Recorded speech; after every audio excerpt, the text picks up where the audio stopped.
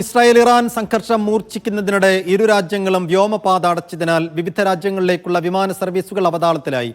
യുഎഇയിൽ നിന്ന് മാത്രം 17 വിമാനത്താവളങ്ങളിലേക്കുള്ള സർവീസുകൾ റദ്ദാക്കി. യുഎഇയിൽ നിന്ന് ഇറാൻ, ഇസ്രായേൽ എന്നീ രാജ്യങ്ങൾക്ക് പുറമെ Iraq, Jordan, Lebanon, Syria, Russia, Azerbaijan, Georgia തുടങ്ങിയ രാജ്യങ്ങളിലേക്കുള്ള വിമാന സർവീസുകളാണ് അവതാളത്തിലായത്.